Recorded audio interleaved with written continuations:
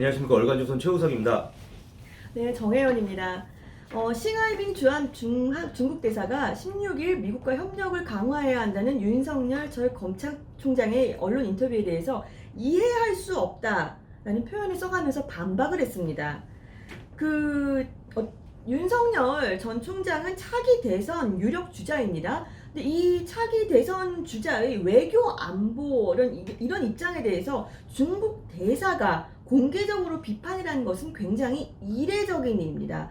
외교 전문가들 사이에서는 적절하지 않았다. 또 그런 것이라면 또 중국이 대선에 개입하는 것으로 비춰질 수도 있다라고 평가를 했습니다. 이에 대해서 최우석 TV에서 한번 얘기를 나눠보도록 하겠습니다. 이게 어떻게 된 일인가요? 이게 윤석열 전 총장이 지난 15일이죠. 7월 15일입니다. 네. 중앙일보랑 인터뷰에서 공고한 한미동맹의 기본 위에서 네. 가치를 함께 공유하는 국가들과 협력 관계를 강화해야 한다. 이렇게 다져진 국제적 공조와 협의의 틀 속에서 대중국 외교를 펼쳐야 수평적 대중관계가 가능하다. 이렇게 얘기를 했어요. 그러니까 굉장히 원론적인 굉장히 원론적인 얘기죠. 네, 이 네. 원론적인 이렇게 얘기를 했고 이게 당연한 얘기라고 저는 생각을 합니다. 그리고 중국 입장에서 이렇게 발끈할 만한 얘기가 아닌 것 같은데요. 그러니까요. 혹시 사드 배치에 대해서 이야기를 네. 해서 그럴지도 모르는데 그 사드 배치에 대해서 네. 사드를 배치한 게 중국에서 빼라 마라 이렇게 그렇죠. 얘기하지 네, 않았습니까? 네. 그거를 이제 명백한 우리의 주권적 영역. 네. 사드를 배치하는 거는 네.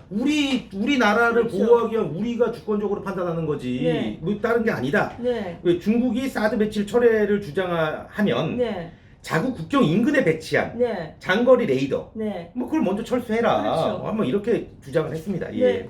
굉장히 이렇게 저희가 보기에는 과한 인터뷰는 아니었다고 생각이 그 듭니다. 일반적인 얘기, 당연한 얘기 아닙니까? 네. 예. 또 미중 간의 반도체 등 첨단 기술 분야 갈등 그 부분에 대해서도 언급이 있었다고요. 그렇죠. 그러니까 이제 지금 미국이랑 중국이랑 네. G1, 네. G2 G2 이렇게 이러지 않습니까? 근데 이제 미국이랑 우린 등을 지면 안 돼요. 지금 문재인 정부가 미국이랑 등을 지는 모습을 보여서 주사 맞으셨어요? 못 맞았습니다. 백신이 계속 미뤄지고 있잖아요. 백신이 안 와요. 문재인 대통령 전화해서 뭘 했다 안 오잖아요. 모더나도 안 오고 화이자도 안 오고.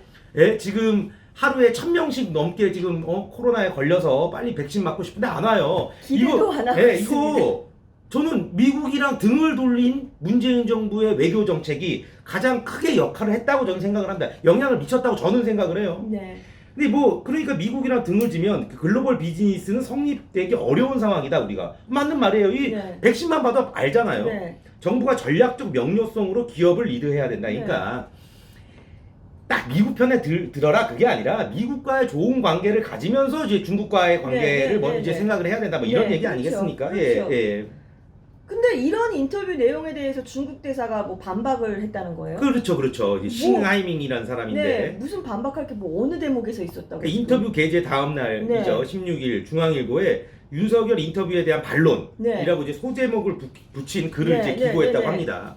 이 싱 대사는 윤 전 총장과 한국을 존중한다 전제하면서도 한미 동맹이 중국의 이익을 해쳐서는 안 된다. 네. 아니 중국의 입장에서 얘기하라 거예요. 아이고 우리가 왜 중국 입장 얘기를 듣습니까? 우린 대한민국 사람들인데. 오케이 지금 반론이니까 싫어졌다고 치고 중한 관계는 한중 관계죠. 우리 입장에서는 결코 한미 관계의 부속품이 아니다. 부속품이 아니죠. 부속품이라고 윤석열 전 총장이 얘기한 적이 없어요. 제가 흥분하는 이유가 이게 우리가 지금 친중 정책을 피지 않았습니까? 그렇죠. 친중 정책을 펴서 우리한테 돌아온 게 뭐가 있죠? 없잖아요. 눈에 띄는 게 없잖아요. 근데 우리가 나름대로 중국을 더 앞세우고 미국을 등한시한 결과는 드러나고 있잖아요. 눈으로 드러나고 있지 않습니까? 현실 몸으로 이렇게 체감을 하고 있잖아요. 그래서 제가 좀 이제 흥분을 하는 모양인데, 예. 그리고 사드 배치 문제에 대해서 중국의 안보 이익을 심각하게 훼손했다. 아니 우리나라에 미사일을 놓는다는데 중국이 무슨 안보 이익을 심각하게 훼손을 했다는 겁니까? 물론 사드 배치한 데에서 쏘면은 중국에 날아갈 수 있겠죠. 그런데 중국이 미국이랑 큰 문제가 없으면 사드 쏠 일 없잖아요. 예. 중국 인민들이 불안감을 느끼고 있다는 점을 강조하고 불안감을 느끼고 있는 사람들이 여기는 코로나인데 마스크도 안 끼고 막 이렇게 돌아다니고 합니까? 이 중국 중국민이라는 그 민족성 자체가 불안감을 저는 크게 안 느끼고 있다고 저는 생각을 해요. 그리고 윤 전 총장이 인터뷰에서 중국 레이더를 언급했는데 이 발언을 이해할 수 없다. 한국 친구에게서 중국 레이더가 한국에 위협이 된다는 말을 한 번도 들어본 적이 없기 때문이다. 한국 친구가 한 두세 명 있을 거 아닙니까? 한국 친구가 전 국민이에요? 우리 국민이 지금 위협이 된다고 느낀다는 거 아닙니까? 그렇지 않아요? 예, 게다가 중국은 우리나라보다는 북한이랑 가까운 나라 아닙니까? 그러니까 그렇죠. 혈맹이잖아요. 혈맹이 뭡니까? 피로 맺어졌다는 거 아니에요? 그러니까 저는 그러면서 사드는 중국의 안보 이익을 해쳤고 앞뒤가 모순되는 당시 한국 정부의 언행이 양국 간의 전략적 상호 신뢰를 해쳤다고 해서 문재인 정부가 막 중국 뭐 이렇게 뭐 맞춰줬잖아요. 그랬더니 뭐 삼불 뭐 하지 말자 했는데 중국이 들어준 거 없어요. 없잖아요. 중국이 들어준 거. 이후 양국의 노력을 통해 사드 문제에 타당한 처리에 합의했고 중한 관계가 정상 궤도로 돌아오게 됐다. 그러니까 문재인 정부 때문에 사드 뭐 철회한다고 문재인 정부가 하지 않았습니까? 뭐 그리고 아마 저도 뭐 요거는 제가 확인을 못했습니다만 거의 뭐 사드가 당장 이렇게 가동될 수 없게 아마 했을 거예요. 뭐 저는 잘 모르겠으나. 근데 이제 한중 관계가 정상 궤도가 됐다면 중국이 우리한테 뭐 이득을 줘야 되잖아요. 그렇지 않습니까? 미국보다 더 큰 이득을 줘야 될 거 아니에요. 우리 자국 이기주의적인 생각으로 외교는 보잖아요. 자국 우선주의. 이게 다 말이 저도 중간에 많이 웃었는데 죄송합니다. 왜냐하면 하나하나 전부 다 볼수록 말이 안 돼서 그래요. 아니 한미동맹이 중국에 이익을 해서는 안 된다 그러면 자기들 만약 가가지고 중국하고 일본하고 저기 동맹하면은 그게 한국에 저기 이익을 해치면 안 되는 거고요. 다 똑같은 거 아닙니까? 외교라는 건 자국의 가장 베스트인 초이스를 위한 건데. 그 궁금한데요. 아마 이재명 지사 나중에 혹시 이 비슷한 인터뷰하면 그때도 중국 대사가 반박할까 궁금하네요. 이재명 대사는 중국을 좀 더 편을 들 수도 있죠. 아니 그래도 반박할 말을 안 할 수 있죠. 아니 지금 여기 지금 이게 이 양반이 무슨 저기 어디 대변인도 아니고. 여기 굉장히 중요한 거예요. 윤석열 전 검찰총장이 어느 당에 입당하지도 않았고 그러니까요. 대선 주자 1위를 달리고 있는데 1위를 달리고 있는 후보가 이런 말을 했다고 발끈하는 거 보니까 대통령 될 가능성이 높다.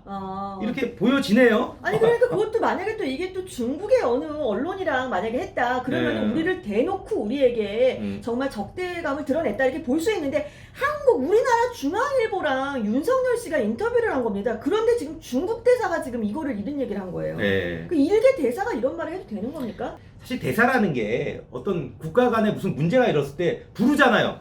호출해. 그럼 이제 와서 이제 대통령한테 이게 옆에 서 있고 이런 위치예요. 대표자이기는 해요. 그게 제 체류 중인. 뭐 대표자인데 과연 뭐 일개 대사가 아무리 중국 대사나 미국 대사는 이런 얘기 안 하잖아요. 미국 대사는 대선에 영향을 미칠 만한 이야기를 안 하지 않습니까? 그래서 외교 안보 전문가들이 이제 신 대사의 기고에 대해서 비판을 쏟아내는 것도 이런 이유예요. 윤덕민 전 국립외교원장 다른 나라 정치인의 언급에 그 나라에 와 있는 일국의 대사가 코멘트하는 것은 상당히 이례죠. 그러니까 우리를 얼마나 무시하면 코멘트를 합니까? 일개 대사가. 그게 왜 어떻게 우리나라 국가를 이렇게 만들어 놓은 거예요? 우린 중국한테 뒤질 게 하나도 없는 나라인데 중국이 우리나라보다 땅덩이 더 큰 거밖에 더 있지 않습니까?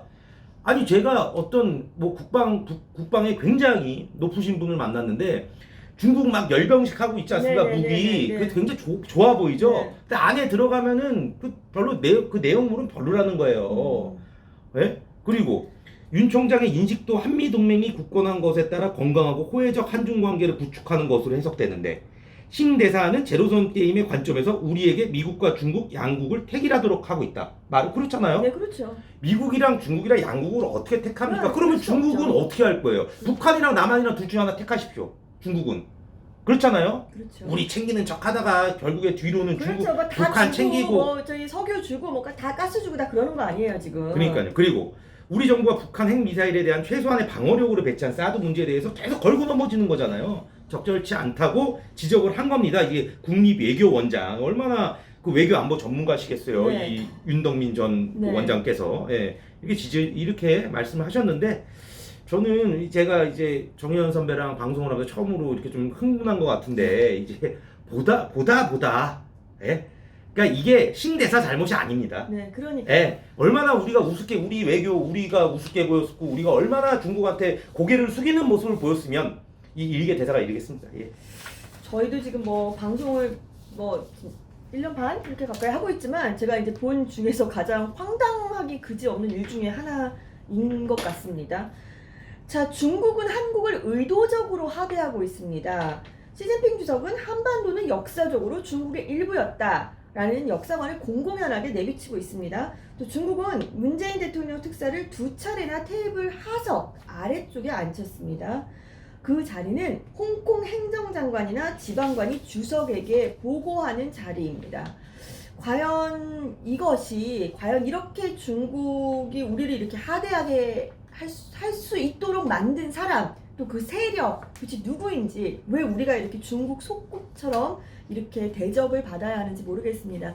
네, 또 다음 시간에 또 다른 소식으로 찾아뵙겠습니다. 감사합니다.